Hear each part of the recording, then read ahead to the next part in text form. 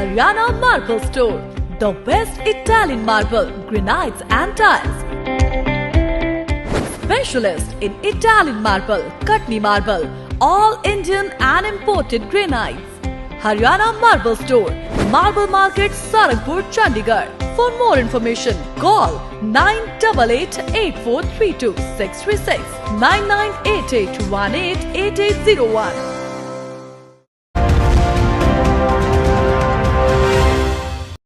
Agnipath scheme को समझाया, मुझे लगता है आज हमारे मन में किसी प्रकार का संशय नहीं है। कहते हुए दुख होता है, कुछ विषयों पे जिन पे राजनीति नहीं होनी चाहिए, आज हमारे देश में उन राष्ट्र नीतियों के विषय पर राजनीति हो रही है और सेना के अधिकारियों को आकर के हमें समझाना पड़ रहा है। सेना के अधिकारियों को आकर के हमें समझाना पड़ रहा है कि आगजनी और हिंसा के लिए इस देश में कोई स्थान नहीं है। हिंसा मत करिए। कहां ये गलती हुई है? ये विपक्ष कहां पथ भटक चुकी है? आखिर ये विपक्ष क्या चाहती है? देखिए, राजनीतिक प्रेस कॉन्फ्रेंसेस तो बहुत होते हैं, मगर आज मैं एक सवाल पूछना चाहता हूं। हम में से ऐसा कोई नहीं होगा जो ये नहीं चाहता है कि मेरा भारत महान न बने। मेरा भारत महान जब हम छोटे थे तब से टीवी पे देखकर आते थे कि मेरा भारत महान। इस पे गाने लिखे जाते थे, इस पे गीत सुनाए जाते थे मेरा भारत महान पे। मगर मेरा भारत महान कैसे बनेगा अगर रिफॉर्म नहीं होगा? मेरा भारत महान कैसे बनेगा अगर परफॉर्म नहीं होगा? और मेरा भारत महान कैसे बनेगा अगर ट्रांसफॉर्म नहीं होगा? और अगर प्रधानमंत्री अपने खून पसीने से 24 घंटे काम करके रिफॉर्म, परफॉर्म और ट्रांसफॉर्म के पथ पर चलते हैं, अग्नि पथ पर चलते हैं, ताकि हमारा देश आगे बढ़ सके, मेरा भारत महान बन सके, तो मुझे तकलीफ इस बात की होती है, इस राष्ट्र नीति को कुछ लोग हजम नहीं कर पाते हैं, इस पर भी राजनीति करते हैं। अग्निपथ स्कीम एक ऐसा ही विषय है जिस पे राजनीति बिल्कुल नहीं होनी चाहिए। जंतर मंतर, सत्याग्रह इत्यादि के नाम पर आज हम राजनीति, कोरी राजनीति देख रहे हैं। बंधुगण, आज के प्रेस कॉन्फ्रेंस से जो हमें लेफ्टिनेंट जनरल और आर्मी के बाकी बड़े अधिकारियों ने समझाया, 14 तारीख को जो आदरणीय राजनाथ सिंह जी ने समझाया, एक बात बिल्कुल स्पष्ट है, और वह विषय है कि जो अग्निपथ स्कीम है ये क्या चाहती है? ये चाहती है कि हिंदुस्तान की जो सेना है वो एक यूथफुल प्रोफाइल के साथ, एक युवा चेहरा के साथ आगे आए। और ये केवल हिंदुस्तान के नहीं, ये पूरे विश्व के हर देश के आर्मी की रिक्वायरमेंट होती है कि समय के साथ जब डेमोग्राफी बदलती है, जब जरूरतें बदलती है, तो किस प्रकार से एक यूथफुल आर्मी उस कंट्री में बने। उस देश के नेता, उस देश की आर्मी इसकी चिंता करती है। आज आप सब ने सुना कि लेफ्टिनेंट जनरल पुरी ने कहा कि यह कोई चिंता आज का नहीं है। This issue went back to 1989। 1989 में पहली बार इस पर पेपर प्रेजेंट किया गया, इस पर चिंतन किया गया कि किस प्रकार से सेना के अंदर जिनकी भर्ती होती है उनकी एज को कम किया जाए, ताकि जो एवरेज, जो औसत उम्र सेना का है वो कम हो सके। आज औसत उम्र अगर 32 इयर्स, 32 वर्ष का है, अग्निपथ स्कीम इसे 26 वर्ष, 26 इयर्स पे लाके खड़ा करेगा। ये अपने आप में सेना के लिए गौरव का विषय है। कारगिल युद्ध हुआ, भारत को परम विजय मिला, हमारे कई जवान शहीद हो गए, देश के लिए मर मिटे। उसके बाद कमेटियां बनी, कारगिल रिव्यू कमेटी बनी। सबका क्या कहना था? सबका कहना था कुछ रिफॉर्म करना पड़ेगा, सबका कहना था कुछ बदलाव करने पड़ेंगे। और उनमें से एक बहुत बड़ा बदलाव जो इस रिव्यू कमेटी ने कहा वो यह था कि इंडिया की आर्मी का जो चेहरा है, जो एवरेज एज है, वो यूथफुलनेस के साथ बढ़ना चाहिए, उसके उम्र को कम करिए। जो विषय इतने समय से चला आ रहा है, मैं आज कांग्रेस से, मैं आज सोनिया जी से, राहुल जी से, प्रियंका जी से पूछना चाहता हूं। प्रियंका जी, जब आपको आग्रह करना चाहिए था कि जो सेना के लिए रिफॉर्म आवश्यक है वो रिफॉर्म हम कब करेंगे, आपने तब आग्रह नहीं किया, आज आप सत्याग्रह कर रही हैं। ये किस चीज का सत्याग्रह है? जब हमारे इंडिया के डिफेंस के पास, एयरफोर्स के पास विमान नहीं थे, 10 वर्षों तक वो डिप्लीटेड स्ट्रेंथ में काम कर रही थी, तब इस कांग्रेस की सरकार ने एक एयरफोर्स में विमान ऐड नहीं किया। राफेल हम लेकर आए, उसमें भी राजनीति की गई, उसमें भी राजनीति की गई। उसका हश्र क्या हुआ उन्होंने खुद भुगता है। और आज ठीक उसी प्रकार अग्निपथ स्कीम में राजनीति हो रही है। याद होगा आपको, कांग्रेस के उस समय के डिफेंस मिनिस्टर ए.के. एंटनी, उनका एक ही स्लोगन था, उनका एक ही मंत्र था, नो वर्क नो हेडेक। कोई काम करेंगे नहीं, कोई हेडेक ही नहीं होगा, कुछ बदलेंगे नहीं, कुछ होगा ही नहीं, कोई सवाल ही नहीं पूछेगा। एक बार उनसे पार्लियामेंट में सवाल पूछा गया था कि आप बॉर्डर इंफ्रास्ट्रक्चर क्यों नहीं बनाते हैं, तो उन्होंने कहा नहीं, जो दूसरे देश है वो हमसे ज्यादा शक्तिशाली है, वो बुरा मान जाएंगे, इसलिए हम बॉर्डर इंफ्रास्ट्रक्चर नहीं बनाते।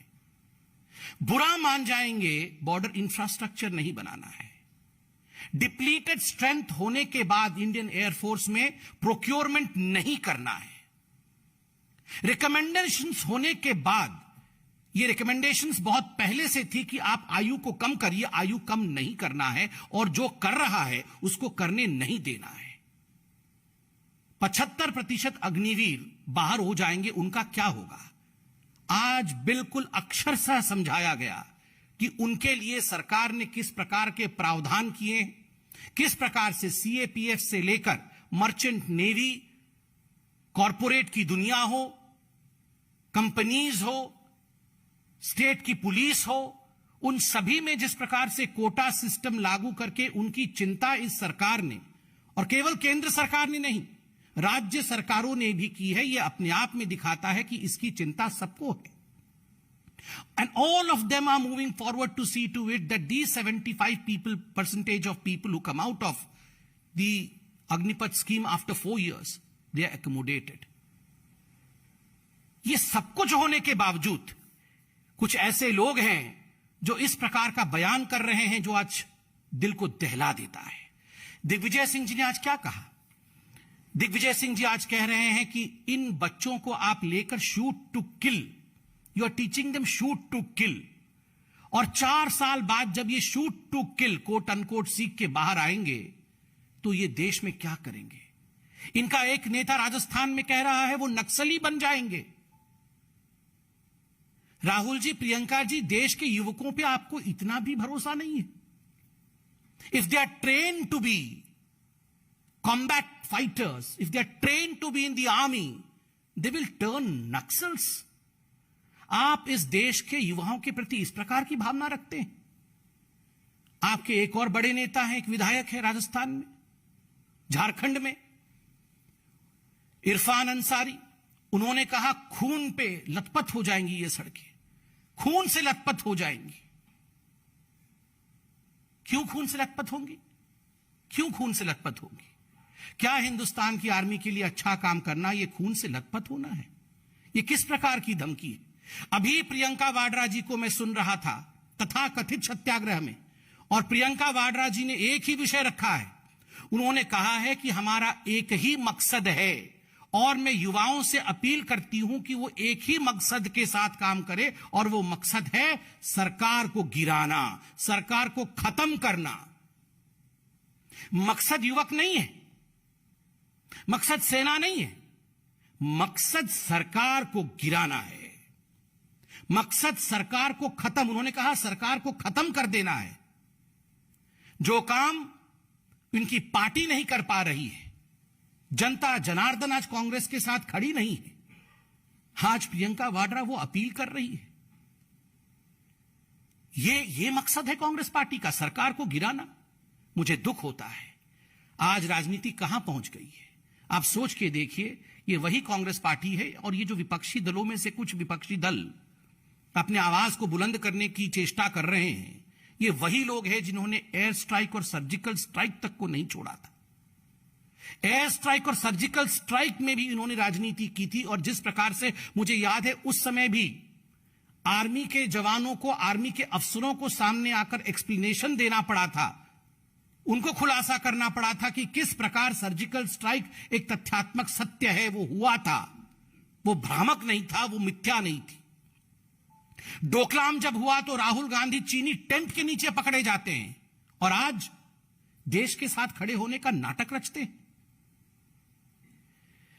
लोगों को मिस इन्फॉर्म करना, बच्चों को गलतफहमी में डालना, संस्थाओं को भड़का करके इस प्रकार की आगजनी कराना, यह उचित नहीं है। हम भी नहीं चाहते हैं कि इन विषयों पर राजनीति हो।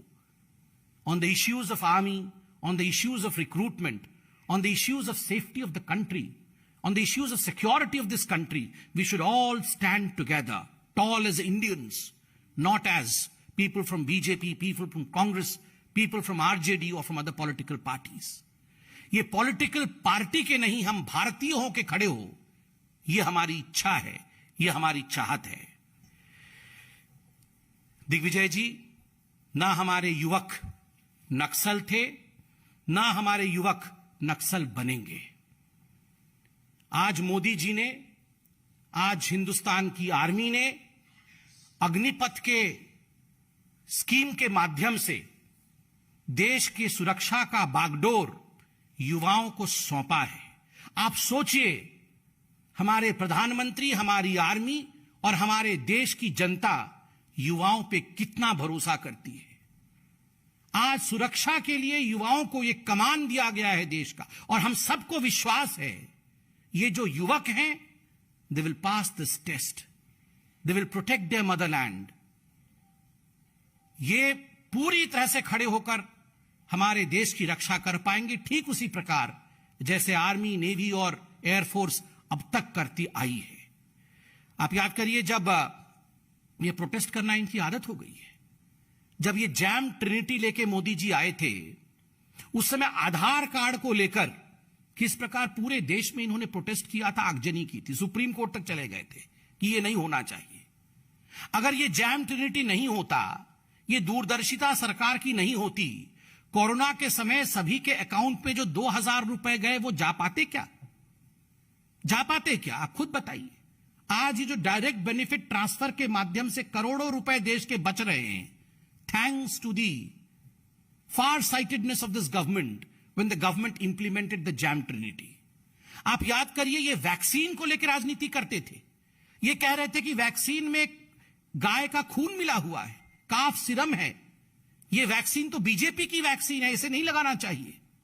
लोग हंसते थे, ये संभव नहीं है भारतवर्ष में इतने करोड़ों लोगों को वैक्सीन लगाया जाना। हो गया ना? आपने विश्वास दिखाया मोदी जी पे, आपने विश्वास दिखाया इस सरकार पे, आपने विश्वास दिखाया भारत की काबिलियत पे, भारत के वैज्ञानिकों पे। हो गया ना? ये वैक्सीनेशन संभव हुआ ना? ठीक उसी प्रकार अपनी सेना पे संपूर्ण विश्वास रखिए। सेना राजनीति का प्लेटफॉर्म नहीं है। पूर्ण विश्वास के साथ सेना के साथ हम सब खड़े हों। सेना का एक ही मकसद है, भारत मां की रक्षा करना। किस प्रकार से हम भारत मां की रक्षा करें, किस प्रकार से हम भारत मां की ताकत को और सुदृढ़ बनाएं, इसमें आगजनी के लिए, हिंसा के लिए, राजनीति के लिए, किसी संस्था के लिए, व्यक्तिगत भलाई के लिए कोई स्थान नहीं है। स्थान है तो सामूहिक भलाई के लिए स्थान है, स्थान है तो सबका विश्वास, सबका विकास, सबका प्रयास, सबको लेकर आगे बढ़ने में ही, इसी मंत्र में ही स्थान है। बंधुगण, मैं इतना ही कहना चाहता था और आज मैं प्रियंका गांधी जी से पुनः आवेदन करूंगा कि प्रियंका जी, आपने जो कहा है कि आपका मकसद केवल और केवल सरकार को गिराना है, टू टॉपल द गवर्नमेंट, और सरकार को खत्म करना है। सरकार को खत्म करना आपका मकसद हो सकता है, हिंदुस्तान को बचाना, हिंदुस्तान को बढ़ाना, हिंदुस्तान को रक्षित रखना, यह हमारा मकसद है, यह हिंदुस्तान की आर्मी का मकसद है। और हमेशा याद रखिए, आर्मी और हिंदुस्तान का मकसद ही कामयाब होती है और किसी का नहीं। बहुत बहुत धन्यवाद। मैं कोई प्रश्न नहीं लूंगा क्योंकि मुझे लगता है सारे प्रश्नों का उत्तर आज लेफ्टिनेंट जनरल पुरी और उनके साथियों ने जिस प्रकार दिया है और कोई गुंजाइश नहीं है कि इसमें किसी प्रकार का कोई शक हो, इसमें किसी प्रकार का डाउट हो। सारे प्रश्नों का उत्तर आपके पास मौजूद है। बहुत बहुत धन्यवाद।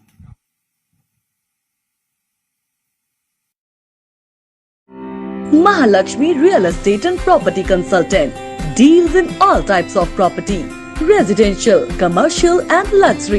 Contact Ramkumar Chaudhary 700-954-5981. Deals in plots, Koti, commercial plot and Tola service. Office Govind Bihar Dapar, Mohali, Punjab. Mahalakshmi Real Estate and Property Consultant.